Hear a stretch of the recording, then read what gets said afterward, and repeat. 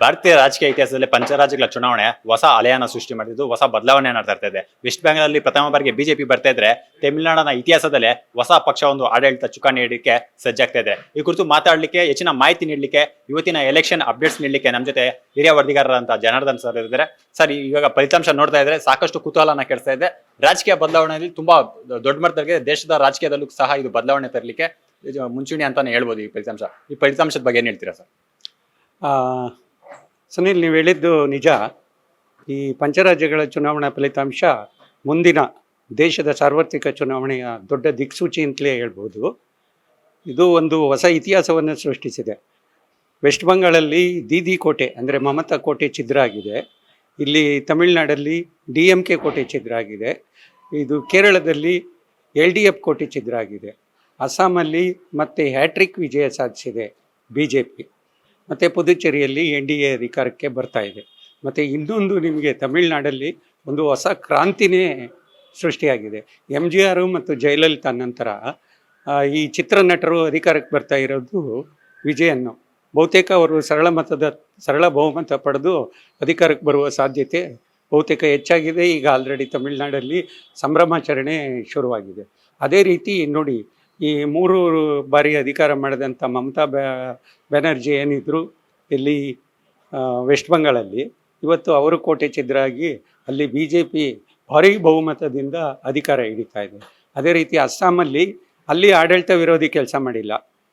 West ಬೆಂಗಾಲಲ್ಲಿ ಆಡಳಿತ ವಿರೋಧಿ ಕೆಲಸ ಮಾಡಿದೆ, ತಮಿಳುನಾಡಲ್ಲಿ ಆಡಳಿತ ವಿರೋಧಿ ಕೆಲಸ ಮಾಡಿದೆ. ಆದರೆ ಅಸ್ಸಾಮಲ್ಲಿ ಆಡಳಿತ ವಿರೋಧಿ ಕೆಲಸ ಮಾಡಿಲ್ಲ.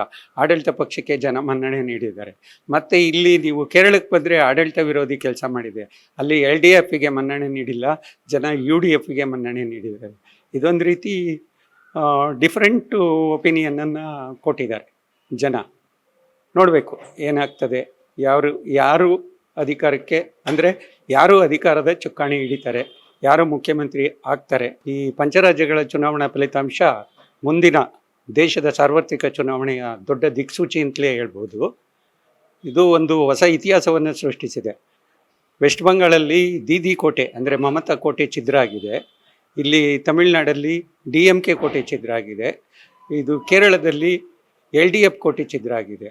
ಅಸ್ಸಾಮಲ್ಲಿ ಮತ್ತೆ ಹ್ಯಾಟ್ರಿಕ್ ವಿಜಯ ಸಾಧಿಸಿದೆ BJP. ಮತ್ತು ಪುದುಚೇರಿಯಲ್ಲಿ NDA ಅಧಿಕಾರಕ್ಕೆ ಬರ್ತಾ ಇದೆ. ಮತ್ತು ಇನ್ನೊಂದು ನಿಮಗೆ ತಮಿಳುನಾಡಲ್ಲಿ ಒಂದು ಹೊಸ ಕ್ರಾಂತಿನೇ ಸೃಷ್ಟಿಯಾಗಿದೆ.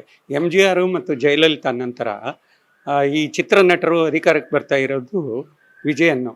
ಬಹುತೇಕ ಅವರು ಸರಳ ಬಹುಮತ ಪಡೆದು ಅಧಿಕಾರಕ್ಕೆ ಬರುವ ಸಾಧ್ಯತೆ ಬಹುತೇಕ ಹೆಚ್ಚಾಗಿದೆ. ಈಗ ಆಲ್ರೆಡಿ ತಮಿಳುನಾಡಲ್ಲಿ ಸಂಭ್ರಮಾಚರಣೆ ಶುರುವಾಗಿದೆ.